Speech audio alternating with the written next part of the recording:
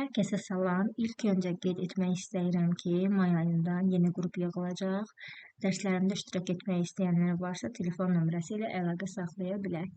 Gələk bugünkü mövzumuza. Bugünkü mövzumuz Ümumi Təhsil Müəssisəsinin kitabxanasının nümunəvi əsasnaməsi olacaq. Bəzi maddələrin izahlarını verəcəm. Başlayaq. Deməli, qeyd etmək istəyirəm ki, Azərbaycan Respublikasının ərazisində yerləşən bütün ümumi təhsil müəssisələrinin kitabxanaları üçün məhz bu əsasnamə əsasdır və öz fəaliyyətlərini bu əsasnamə əsasında tənzimləyirlər. Ümumi təhsil müəssisəsinin kitabxanası tədris və tərbiyə prosesinin informasiya təminatını həyata keçirən, biliyi, elmi, mədəniyyəti, yeni metodlarla təbliğ edən, çap məhsullarını və elektron resursları toplayıb mühafizə edən, onların müəllim və şagird kontingenti tərəfindən sistemli istifadəsini təşkil edən sosial institutdur. Biz bunu adi kitabxananın da tərifində görmüşdük. Yəni, bu da bir kitabxana olduğu üçün Ümumi Təhsil Müəssisəsinin kitabxanası yeni sosial institutdur şəklində yadda saxlaya bilərik.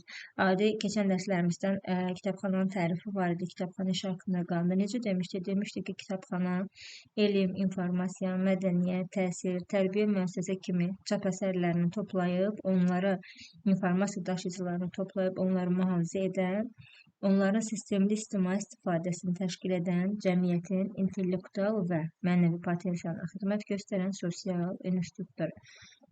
Deməli, bu Ümumi Təhsil Müəssisəsinin kitabxanası da məktəb daxilində yerləşdiyi üçün əsasən məktəbdə olan müəllimlərin və şagirdlərin belə deyək, informasiyasını, onların sorğularını ödəyirlər və həmən müəllim və şagird kontingenti tərəfindən kitabxananın sistemli istifadəsini təşkil edirlər.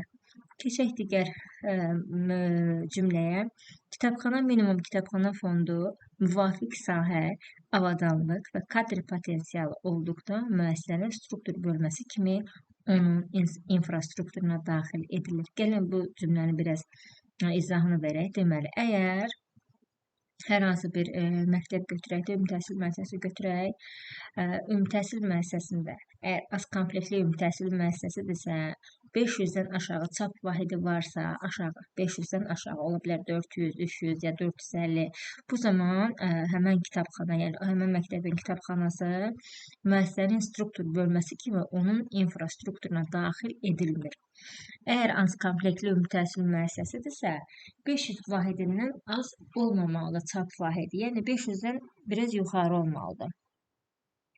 Bu zaman artıq həmən kitabxana və məktəbin kitabxanası müəssisənin, yəni məktəbin struktur bölməsi kimi onun infrastrukturuna daxil edilir.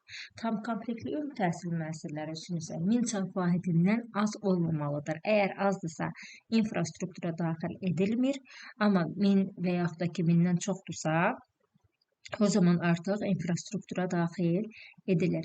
Kitabxana öz fəaliyyətində nələri rəhbər tutur? Konstitusiyanı, kitabxana iş haqqında qanunu, təhsil haqqında qanunu, prezidentin fərman və sərəncamlarını, Nazirlər Kabinetinin qərar və sərəncamlarını, Elm və Təhsil Nazirliyinin əmrlərini, kollegiya qərarlarını, struktur bölməsi olduğu ümumi təhsil müəssisəsinin nizamnaməsini və bu əsasnaməni, yəni ümumi təhsil müəssisəsinin kitabxana nümunəvi əsasnaməsini özünə rəhbər tutur. Bu nümunəvi əsasnamə hər bir kitabxana üçün fərdi əsasnamənin hazırlanmasında əsas hesab olunur. Kitabxana fondundan və informasiya resurslarından bütün oxucular və istifadəçilər tərəfindən tam istifadə edilməsi üçün müvafiq şərait yaradılır. Kitabxana tərkibində fəaliyyət göstərdiyi ümumi təhsil müəssisəsinin adını tam şəkildə əks etdirən kitabxana ştampına malikdir.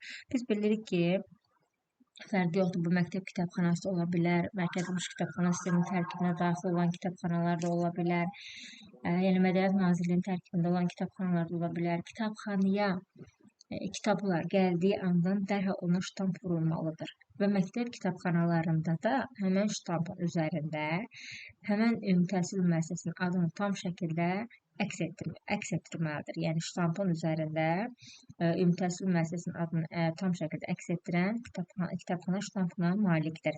Amma digər kitabxanalarda təbii ki, həmən kitabxananın adını əks etdirən ştamp olmalıdır. Amma yadda saxlayın ki, bu məktəb kitabxanalarında müəssisənin adı olacaq. Keçək digərinə. Kitabxana ümumi təhsil müəssisəsinin təlim-tərbiyə prosesində fəal iştirak edir. yəni ümumi təhsil müəssisəsinin kitabxanası, ümumi təhsil müəssisəsinin təlim-tərbiyəsində fəal iştirak edir. Müəllim şagird kontingentinə təkcə baxın, müəllim şagird yox, eyni zamanda valideyn müəllim assosiasiyalarının üzvlərinə kitabxana xidməti göstərir. Həm müəllim, həm şagird, həm də valideyn müəllim üzvlərinə kitabxana xidmətləri göstərir. Həmin xidmətlər kitab fondunun, dövri nəşrlərin, elektron resursların və sair oxuculara təqdim edilməsi vasitəsilə həyata keçirilir. Kitabxana görülən işlərin məzmunu, fondunu və informasiya resurslarını ümumi təhsil müəssisəsinin məqsəd və vəzifələrinə, oxucuların informasiya tələbatına uyğun olaraq təşkil edir. Gəlin baxaq ki, kitabxana fondunda nələr olur məktəb kitabxanalarının fondunda. Təbii ki, dərsliklər, dərs vəsaitləri, tədris metodik ədəbiyyat, elmi pedaqoji ədəbiyyat, bədii ədəbiyyat, universal məzmunlu kitablar, ensiklopediyalar, məktəb kitabları, sonra kitabçaları, biblioqrafik nəşrlər. Baxın, burada çalışdırıb testdə xüsusi məzmunlu kitablar yaza bilərlər. O zaman biləcəksiniz ki, səhv universal məzmunlu kitablar. Dövri nəşrlər, amma nə zaman dövri nəşrlər, yəni sayı necə olmalıdır? Dövri nəşrlərin sayı ümumi təhsil müəssisəsinin növündən, şagird kontingentinin sayından və milli tərkibdən asılı olaraq müəyyənləşdirilir. Yəni testdə sayıla bilərlər ki, yəni sayı çox olmalıdır və yaxud da ki, az olmalıdır, yox. Əsas dəqiq budur ki, təhsil müəssisəsinin növündən və şagird kontingentinin sayından, milli tərkibindən asılı olaraq müəyyənləşdirilir. Müəllim üçün metodik vəsaitlər, bunu çaşdırıb şagird üçün yaza bilərlər və ya kitabxanaçı üçün yaza bilərlər, yox. Müəllim üçün metodiki vəsaitlər, elektron resurslar və digərləri. Kitabxananın idarə olunması bu nümunəvi əsasnaməyə və ümumi təhsil müəssisəsinin nizamnaməsinə uyğun olaraq həyata keçirilir. Kitabxana ümumi təhsil müəssisəsinin direktoruna tabidir. Baxın, kitabxana hara tabidir?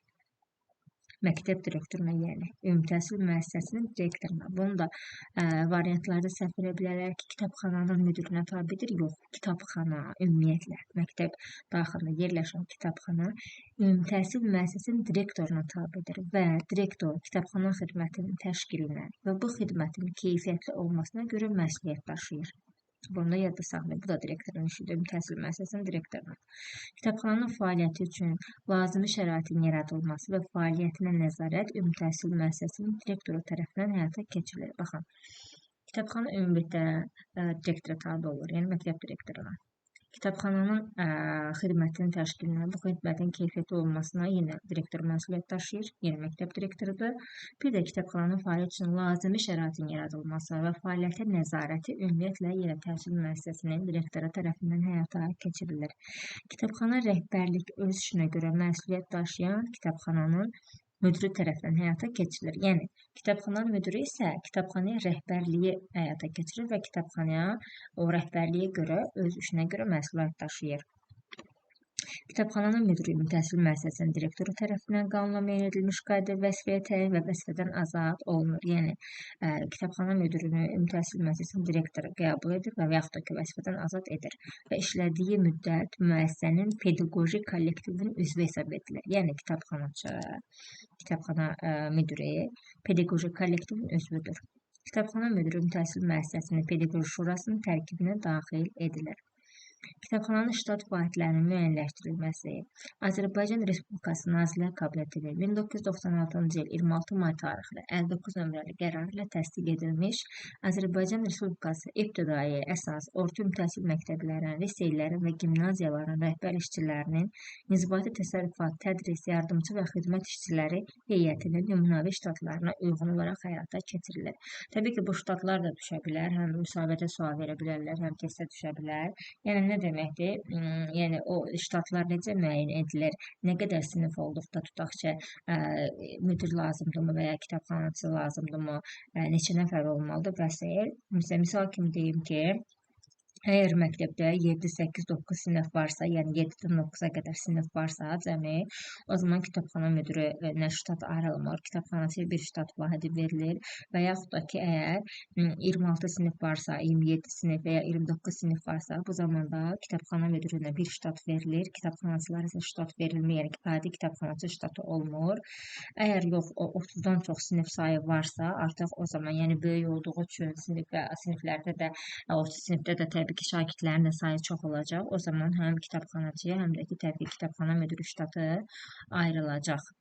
Yəni bugün sadəcə bu hissəsini mən izah elədim. Ümidvaram ki, verdiyim izahlar və yaxud da ki, bu maddələrin hamısı, izah elədiyim məlumatlar sizin üçün yararlı olacaq.